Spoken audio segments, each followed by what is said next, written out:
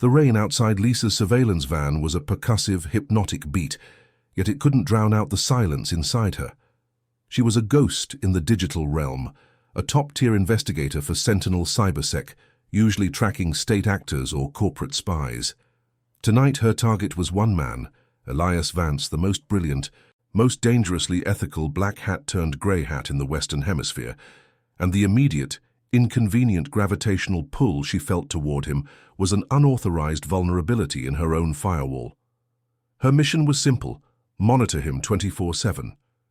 Elias, a man who could dismantle global finance with a few keystrokes, was currently watching an old French film on his enormous screen, eating cold Chinese takeout, utterly unaware that his life was a stream of ones and zeros displayed across Lisa's array of monitors. Her eyes, usually trained on data packets and encrypted tunnels, were caught by the curve of his shoulder, the way his hand rubbed his tired eyes, the faint, almost artistic stubble along his jawline. She was supposed to be watching for anomalies, for evidence of contact with the shadowy group, known only as Kronos, who had just executed a near-impossible zero-day attack on the central banking reserve.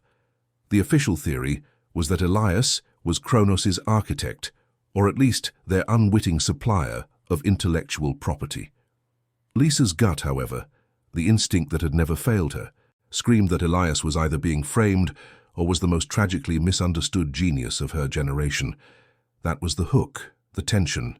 She was paid to catch him, but she wanted desperately to protect him. She watched him sleep, watched him code, a flurry of motion that looked less like programming and more like conducting an invisible orchestra, and watched him read. Stacks of forgotten physics texts beside his ergonomic chair. For 2 weeks, the surveillance was flawless, consuming her focus entirely, defined only by the slow, constant burn of her growing fascination. She knew his coffee order: black, 1 sugar, not quite instant. His favorite classical composer, Debussy. And the exact moment his gaze drifted from his work to stare at the skyline. A moment of profound, lonely thought. Lisa fought the encroaching sentimentality like a virus. Every time she saw Elias wince at a bug in his code or smile faintly at a line in his book, she performed a brutal mental firewall check. This is professional curiosity. He's a puzzle, not a person. His intellectual elegance is what you admire, not the way his shirt sleeves are always slightly rolled up, revealing the corded muscle in his forearms. She categorized the quickening of her pulse when he paced as adrenaline due to proximity to a high-value target. The way she memorized the exact contours of his profile when he stared into the distance was merely profiling for behavioral anomalies. But the denial was a flimsy shield against the torrent of feeling. The true breach occurred one early morning. Elias was asleep, face down, one arm stretched out. A system alert, a minor, non-malicious ping, woke him briefly. He didn't check his screen. Instead, he blindly reached out, his hand searching for a comfort that wasn't there, before settling back into a deep sleep. That simple, vulnerable gesture. The raw, human need for connection in his unconscious state shattered Lisa's carefully constructed professional distance. A profound, aching tenderness washed over her, so violent and unexpected it felt like a physical blow. The realization hit her with the cold force of a system failure. She wasn't just observing him, she was caring for him. She was, in terrifying, career-ending truth, falling in love. The shock was paralyzing, forcing her to finally accept the catastrophic fact: her mission was compromised by her heart. One night, a ping flared red on her passive intrusion detection system. Elias wasn't hacking out, he was being probed in, an advanced, highly aggressive attempt to map his internal network. Lisa's training kicked in instantly. Without authorization, she launched a subtle counter-intrusion, a digital phantom mimicking a generic network fluctuation, enough to confuse the attacker and give Elias's internal defenses time to adjust. She was protecting her suspect, risking her career, but the potential exposure was too great. If Kronos can get to him, he's a victim, not the mastermind, she reasoned, justifying her betrayal of protocol. The next day, Elias did something unexpected. He left his apartment. Lisa followed, maintaining a perfect distance, her heart hammering a rhythm that was decidedly unprofessional. He didn't go to a dark alley for a clandestine meeting. He went to the city's largest, busiest bookstore. Lisa adjusted her thick-rimmed glasses and pulled her hair into a severe bun, adopting her incognito academic look. She found him in the rare science section, running a thoughtful finger along the spine of a first edition of Turing. She approached him with a calculated lack of urgency, picking up a dusty volume on graph theory nearby. "Looking for the next revolution, Mr. Vance?" she asked, her voice low and neutral. Elias turned, his eyes, the color of aged whiskey, meeting hers. The effect was immediate, a jolt of recognition that bypassed the professional layers she had built around herself. He didn't seem surprised, but merely intrigued.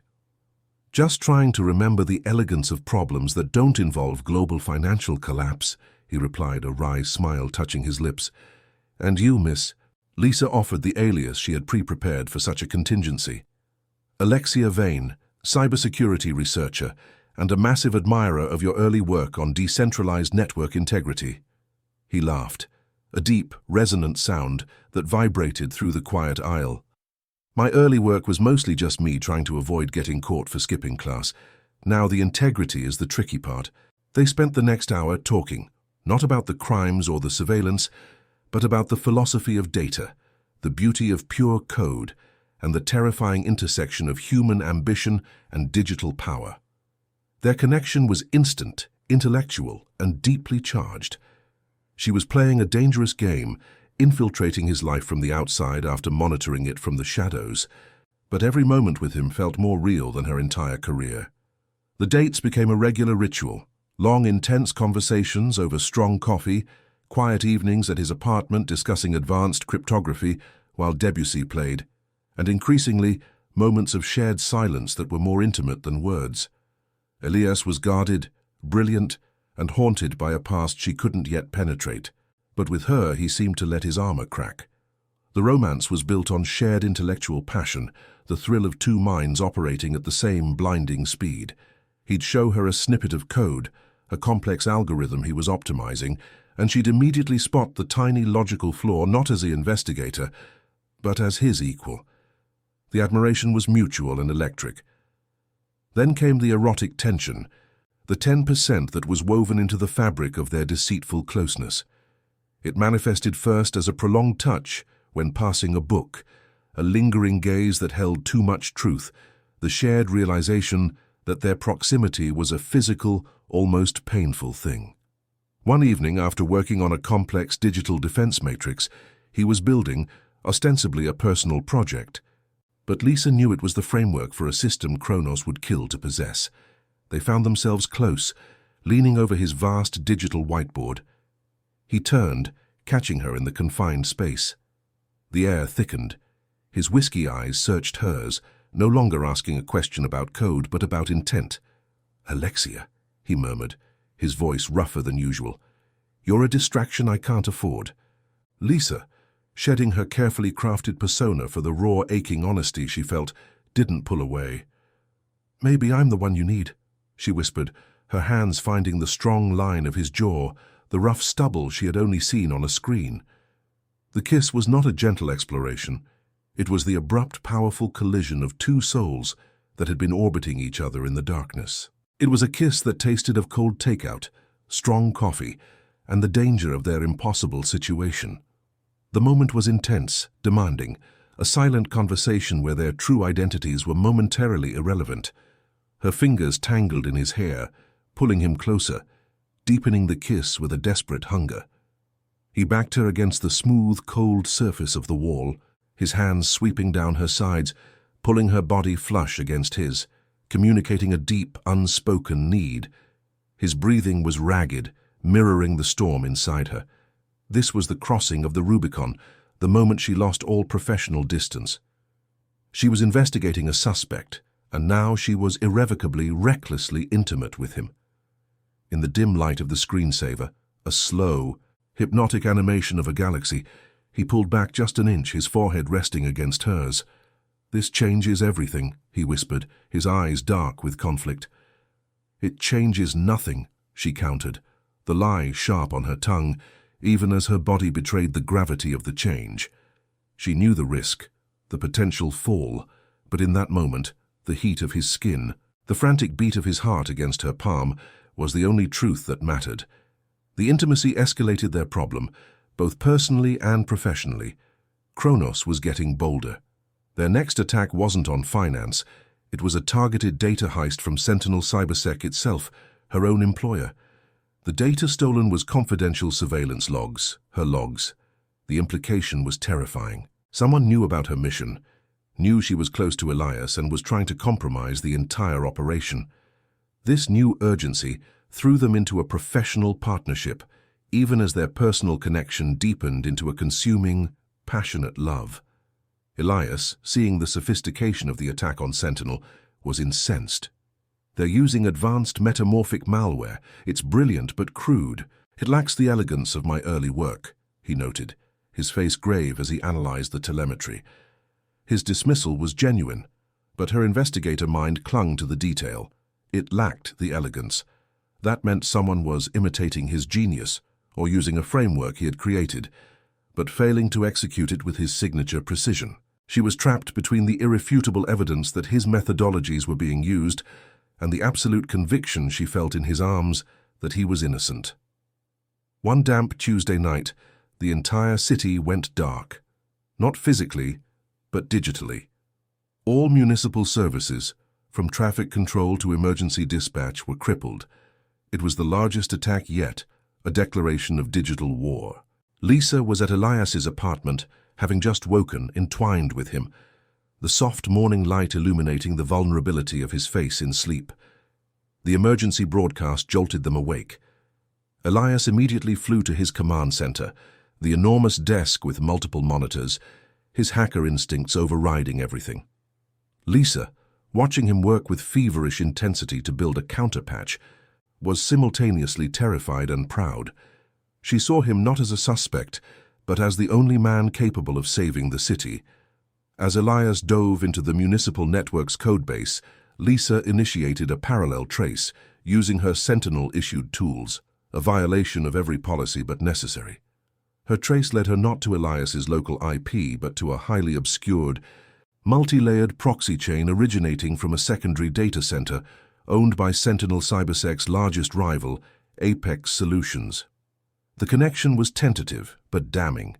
The attacker wasn't Kronos, or rather, Kronos was a distraction being used by someone inside the corporate security world to destabilize the market and frame Elias, the one unpredictable genius who could expose their true operations. The key was the lacked elegance comment. Apex wasn't using Elias. They were using stolen fragments of his old, less refined code, weaponizing his discarded ideas. She quickly pulled up the personnel files for Apex Solutions, cross-referencing them with the intrusion signatures she had been tracking. The digital fingerprints, the specific code redundancies pointed to one man, Arthur Finch, Elias's former mentor, a man Elias revered but who had disappeared from the public eye years ago, supposedly retired. Finch had been quietly hired by Apex months ago. He wasn't just using Elias's tech, he was settling an old twisted score, using Elias's reputation as the ultimate shield. Lisa felt a sickening lurch in her stomach. Finch had been monitoring Elias for years, waiting for the perfect moment to deploy his Kronos persona and frame his most gifted student. Now, she had the smoking gun, but she was in Elias's apartment, her identity exposed, her loyalty irrevocably shifted. Elias looked up from his work, his face pale, having just neutralized the immediate threat to the traffic grid. "Alexia," he said, his voice flat. "Who are you, really?" The moment was a crucible. Lisa took a deep, steadying breath. "My name is Lisa Petrova. I'm a senior investigator for Sentinel Cybersec. I was assigned to watch you. I was sent to find out if you were the head of Kronos." She walked over to her backpack and retrieved her Sentinel credentials, laying them on his desk beside the glow of the monitors. The silence that followed was louder than any alarm. Elias stared at the ID, then at her. His face was unreadable, a mask of betrayal and profound sorrow.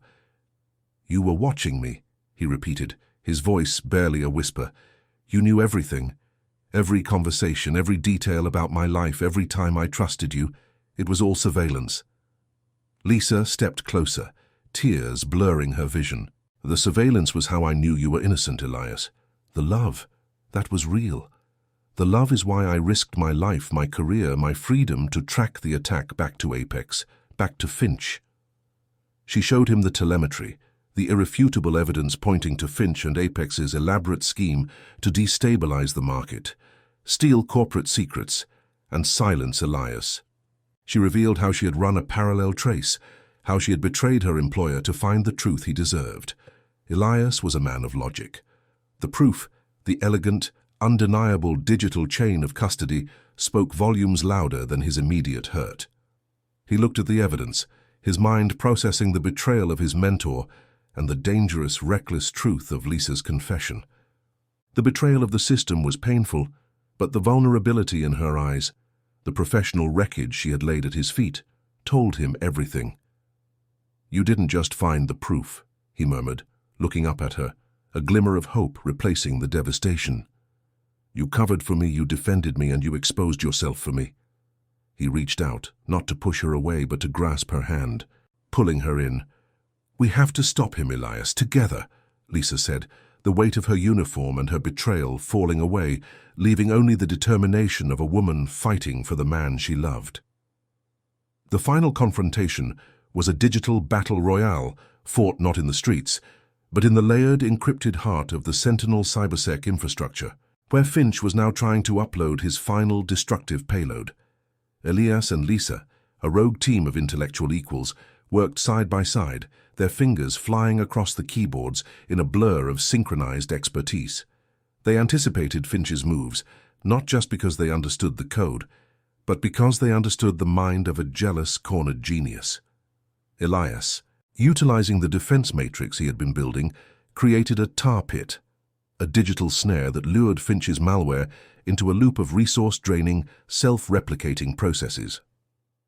Lisa, leveraging her knowledge of Sentinel's physical architecture, remotely locked down Finch's access points, isolating him in the network he sought to destroy.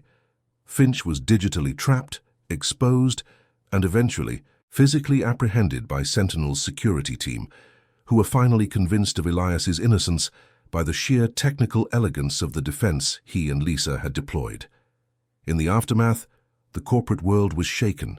Sentinel, facing a major scandal involving a rival, was forced to quietly absolve Lisa of her unauthorized actions, calling her betrayal a necessary rogue maneuver that saved the company. Elias, his name cleared, was offered a consulting position that gave him unrestricted freedom to pursue his research, provided he continued to safeguard the world against threats like Finch. They stood in Elias's apartment, the monitors now displaying only quiet, reassuring system health reports. The city was safe. Their professional lives, though radically altered, were stable. Lisa had officially resigned from full-time investigation, deciding to merge her expertise with his, creating a small, highly specialized ethical security firm. Elias pulled her close, his arms wrapping around her waist. "Hearts under surveillance," he whispered, running his hand down her back. "It's a terrible operational name, but it suits us." She leaned her head against his chest, listening to the steady, strong rhythm of his heart, a rhythm she no longer needed a bug to hear. The surveillance was over. The love was just beginning, built on a foundation of professional espionage, digital betrayal, and the undeniable truth of two brilliant minds finding their perfect equilibrium. It was a happy ending forged in firewalls and fierce devotion. If you love this story and want to hear more like it, please hit that subscribe button. It truly means the world to us and helps us grow. And hey, while you're at it, let's aim for 50 likes on this video. Help us smash that goal.